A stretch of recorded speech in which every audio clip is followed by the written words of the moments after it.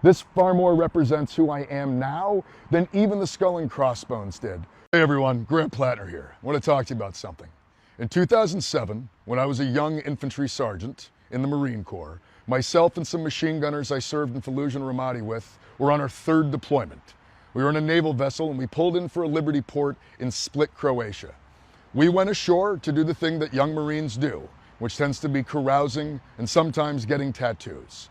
We wanted to get something that represented our jobs, our service, fighting in Fallujah and Ramadi as machine gunners.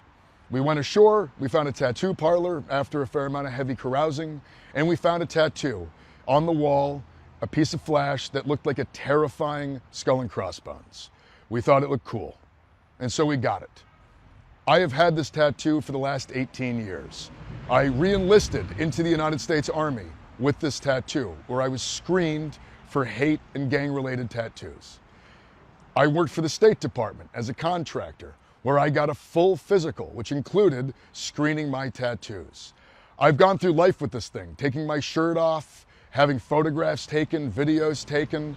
I've been very, very open in my life with the fact I had a skull and crossbones on my chest, because that's what I thought it was.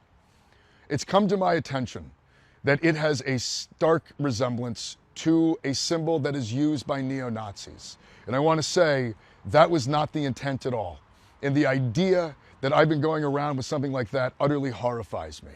I know that symbols like this can be incredibly damaging to people, and the idea that I've had it all these years and it could have been read like that is incredibly troubling.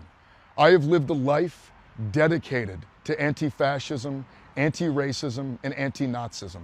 I think that racism and anti-Semitism are a long scourge on our society and a long scourge on our politics, and I think it has no place in our world. For that reason, I have gone and gotten it covered up. Last night, I went to a tattoo parlor and I got this to cover up the skull and crossbones. It's a Celtic knot with some imagery around dogs, because my wife Amy and I have two wonderful dogs that we love a lot. This far more represents who I am now than even the skull and crossbones did, which I thought that it was. This has come up because the establishment is trying to throw everything it can at me. It is terrified of what we are trying to build here. Every second we spend talking about a tattoo I got in the Marine Corps is a second we don't talk about Medicare for all. It's a second that we don't talk about raising taxes on the wealthy. It's a second we're not talking about the material struggles of Mainers as they try to scrape through a system that at its core is trying to rob them. And that's why tonight, I'm just going back right out on the road.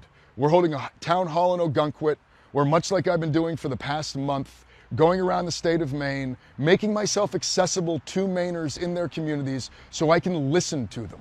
I can hear about what it is they need to change in our political system. And that is what I'm going to continue dedicating my time to.